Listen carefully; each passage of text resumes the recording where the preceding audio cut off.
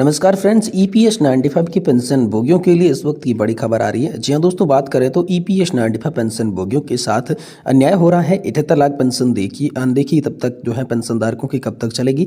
EPS 95 pension भोगियों के साथ फिर से यहाँ पर अन्याय हो रहा है। बजट 2025 में पेंशन भोगियों को जो है कोई राहत का पैकेज नहीं मिला है और 78 लाख पेंशन भोगियों की आखिरकार अनदेखी कब तक होने वाली है, इसको लेकर आप सभी के लिए बड़ी खबर आई है। केंद्र सरकार के द्वारा पेश किए गए बजट 2025 में ईपीएस 95 के पेंशनधारकों के लिए कोई भी राहत या फिर विशेष पैकेज की घोषणा नहीं किया गया और 78 लाख से भी अधिक ईपीएस पेंशन भोगी जो है वर्षों से न्यूनतम पेंशन वृद्धि और जीवन यापन के लिए वित्तीय सहायता मांग रहे हैं, लेकिन इस बार भी सरकार ने उनकी मांगों को नजरअंदाज कर दिया है। यहाँ पर ईपीएस 95 पेंशनरों की प्रमुख मांगों की बात की जाए तो न्यूनतम पेंशन 7,500 रुपये किए जाने को लेकर मांग थी। वर्तमान में ईपीएस 95 पेंशनर्स को मात्र 1,000 रुपये से 3,000 रुपये तक की पेंशन मिलती है, जो उनके जीवन यापन के लिए बेहद ही अपर्याप्त है। महंगाई भत्ता यानी कि डीए लागू किए जाने को लेकर लगातार यहां पर मांग हो रही है, लेकिन ईपीएस 95 पेंशन भोगियों के लिए कोई भी प्रकार का महंगाई भत्ता नहीं दिया जाता है, जिससे पेंशनर्स को काफ़ी ज़्यादा जो है वो आर्थिक संकट का सामना करना पड़ रहा है। वहीं फिर मेडिकल को लेकर बात की जाए तो अधिकांश पेंशनर्स जो है वरिष्ठ नागरिक हैं और स्वास्थ्य समस्याओं से वो इस वक्त जूझ रहे हैं, लेकिन उनकी फ्री हेल्थ केयर की सुविधा भी नहीं मिल रही है। ईपीएस 95 के पेंशन धारकों के लिए सीजीएचएस या फिर ईएसआईसी के तहत मुफ्त में इलाज की सुविधा दी जाने को लेकर मांग हो रही है। वहीं पुरानी पेंशन योजना की तरह यहाँ पर जो है ओपीएस की तरह लाभ और सुरक्षा मिले, इसको लेकर मांग हो रही थी। जैसे ही सरकारी कर्मचारी को ओपीएस के तहत निश्चित और सम्मानजनक पेंशन मिलती है, वैसे ही ईपीएस 95 के लिए भी गारंटीड पेंशन स्कीम लागू की जाए।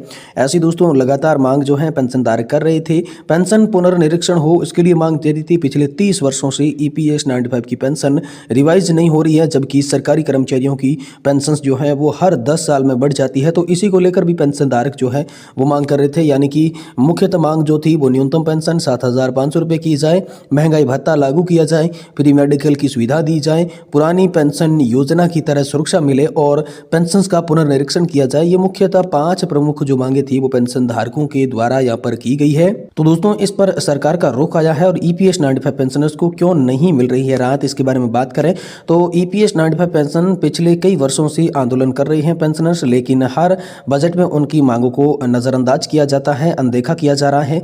पिछले सालों ने भी सरकार ने क्या कहा था, तो यहाँ पर सुप्रीम कोर्ट ने ईपीएस 95 की पेंशन बढ़ाने का आदेश दिया था, लेकिन सरकार ने अभी तक इसे पूरी तरीके से जो है वो लागू नहीं किया है। पेंशन रिवीजन पर भी कोई हाई लेवल मीटिंग हुई नहीं है, लेकिन अब तक उसमें भी कोई ठोस जो है वो सबूत या फिर निर्णय आप सभी के लिए नहीं आया है। सरकार का तर्क यही है कि ईपीएस 95 में सुधार से सरकारी खजाने पर भारी वित्तीय भार पड़ेगा, लेकिन यहाँ पर पेंशनर्स का कहना है कि ये उनका हक है जिसे उन्हें हर साल में मिलना चाहिए। तो क्या ईपीएस 95 पेंशनर्स को अब आंदोलन तेज करना होगा, इसको लेकर भी आप सभी के लिए लगातार जो है वो बड़ी अपडेट आ रही है। तो ईपीएस 95 की पेंशनर्स के लिए कई बार प्रधानमंत्री नरेंद्र मोदी, वित्त मंत्री निर्मला सीतारमण से अपील की थी कि उनकी न्यूनतम पेंशन 7,500 रुपये की जाए, लेकिन बजट 2025 में इस पर कोई भी ठोस चर्चा आप सभी के लिए नहीं हो पाई है। अब ईपीएस के 95 पेंशनधारकों के लिए एक बार फिर से देशव्यापी आंदोलन करने की जो तैयारी लग रही है। तो पेंशनर्स को न्याय आखिरकार कब तक देखने को मिलेगा, इसको लेकर क्या उम्मीद की जा रही है। तो 78 लाख ईपीएस 95 के लिए ये बजट फिर से निराशा हाथ लेकर आया है। सरकार को चाहिए कि वह ईपीएस पेंशनर्स की मांगों को गंभीरता से ले और जल्द से जल्द पेंशन की राशि में जो है बढ़ोतरी करे और अन्य राहत के पैकेज की जो है ईपीएस पेंशनधारकों के लिए घोषणा की जाए। अगर अब भी ईपीएस 95 पेंशनर्स की जिम्मेदारी जो है अनदेखी की जा रही है, तो ये उनके साथ एक और बड़ा अन्याय जो है वो होने वाला है। ये बड़ी रिपोर्ट आप सभी के लिए हाल फिलहाल में निकल कर आई है, क्योंकि पेंशनधारकों की मांगों को तमाम तरीके से लगातार अनदेखा किया जा रहा है। वही दोस्तों ईपीएस 95 के पेंशनधारकों को कर्मचारी भविष्य निधि संगठन के जो पेंशनधारक है उनमें बजट का 4% आखिरकार लाभ मिला है। 7,500 प्लस डीए, मेडिकल और फ्री इलाज, जो तमाम तरीके की मांगे थी वो कहाँ की शुद्ध की शुद्ध, धरी की धरी रह गई। कौन कह रहा है कि ईपीएस 95 पेंशन को पेंशन नहीं बढ़ी है।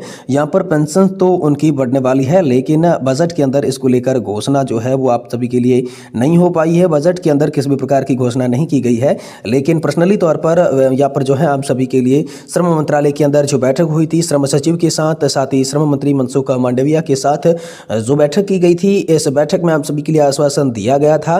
तो पेंशन बढ़ोतरी सिर्फ 4% आप सभी के लिए बताई जा रही है, जिसमें मैं आप सभी को बात बताऊं तो यहाँ पर जो न्यूनतम पेंशन आप सभी की 1,000 रुपये के स्तर की थी, उसे अब 2,000 रुपये और बढ़ाया जाएगा और न्यूनतम पेंशन 3,000 रुपये किया जाएगा। और इसी बीच आप सभी के लिए सैलरी लिमिट को लेकर भी बड़ी खबर आई थी कि सैलरी लिमिट जो है आप सभी की 15,000 रुपये से बढ़कर 21,000 रुपये होगी, जिसमें जो हाल फिलहाल में अधिकतम पेंशन 7,500 रुपये की निर्धारित की गई है उस पेंशन को बढ़ाकर 10,050 रुपये तक किया जाएगा, जिससे पेंशन धारकों को काफ़ी लाभ होगा और उनकी न्यूनतम पेंशन के साथ साथ अधिकतम पेंशन की राशि भी बढ़ेगी, जिससे अब जो है पेंशन धारक अधिक कंट्रीब्यूशन कर पाएंगे और अपने अधिक कंट्रीब्यूशन से ज़्यादा फंड मैनेजमेंट बनेगा और ज़्यादा फंड के हिसाब से ब्याज के सहित पेंशन का भी लाभ जो है उन्हें अधिक देखने को मिलेगा।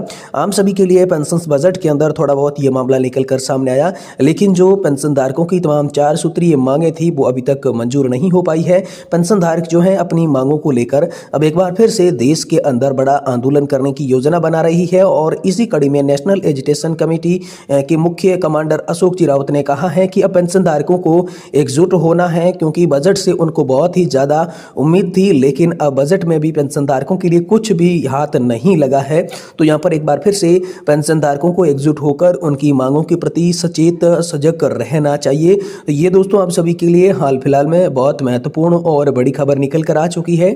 साथ ही अगली बड़ी अपडेट की बात करें तो अभी अभी आप सभी के लिए बड़ी खबर आई है, लेटेस्ट न्यूज आई है, पेंशन धारकों के लिए बड़ी खुशखबरी है। मिनिमम पेंशन जो है उनकी बढ़कर मिलेगी। तो कैसे बढ़कर मिलेगी? कर्मचारी भविष्य निधि संगठन की ओर से आप सभी के लिए इस साल बड़ा अपडेट आया है कि ईपीएफओ की जो पेंशन है वो 15,000 रुपए तक बढ़ने की यहाँ पर संभावना आप सभी के लिए बताई जा रही है, जिससे लाखों परिवारों को जो है यहाँ पर लाभ मिलने वाला है, फायदा होने वाला है। तो कर्मचारी भविष्य निधि संगठन यानी कि ईपीएफओ के द्वारा हाल ही में ईपीएफओ पेंशन वृद्धि 2025 की घोषणा की गई है, जो कि करोड़ों कर्मचारी भविष्य निधि संगठन के कर्मचारियों के लिए खुशखबरी बताई जा रही है। इस योजना के तहत न्यूनतम पेंशन को 1,000 रुपये से बढ़ाकर 7,000 रुपये प्रति माह किया गया है। इसी के साथ जो पेंशन धारक है उनको महंगाई भत्ते, महंगाई राहत यानी कि डीए और डीआर भी दिया जाएगा, जिससे उनकी वित्तीय स्थिरता में सुधार आएगा। ये निर्णय उन पेंशन धारकों के लिए बहुत ही ज्यादा राहत लेकर आया है जो अपनी दैनिक जरूरतों को हाल फिलहाल में पूरा नहीं कर पा रही थी, उनकी जरूरतों को पूरा करने में असमर्थ थे। इस पेंशन वृद्धि का उद्देश्य न केवल पेंशन धारकों की जीवन शैली में सुधार करने का है, बल्कि यह भी सुनिश्चित करना है कि महंगाई के प्रभाव को कैसे कम किया जा सके और पेंशन धारकों पर कैसे बोझ जो है वो कम पड़ सके।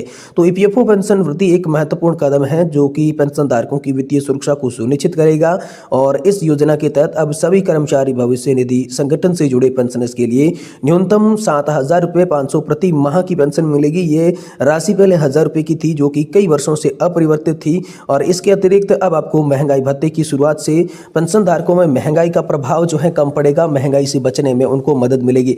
तो संक्षिप्त रूप में हम जानते हैं किस तरीके से वृद्धि होगी, कैसे लाभ मिलेगा और उसका उद्देश्य क्या है, क्या प्रक्रिया रहने वाली है। तो दोस्तों इसका जो नाम बताया जा रहा है कर्मचारी भविष्य निधि संगठन पेंशन वृद्धि 2025 इस प्रस्ताव का नाम दिया गया है और इसमें जो न्यूनतम पेंशन की राशि है वो 7,000 प्रति माह की जाएगी, जो पहले तुलना में बहुत ही अधिक होगी, क्योंकि पहले यहाँ पर 1,000 रुपये की थी। और इसमें महंगाई भत्ता भी आप सभी के लिए लागू होगा। अब लाभार्थियों की संख्या की बात करें तो तकरीबन 60 लाख से भी अधिक जो है इसके लाभार्थी होने वाले हैं और ये इसी महीने से हम सभी के लिए लागू होने वाली है।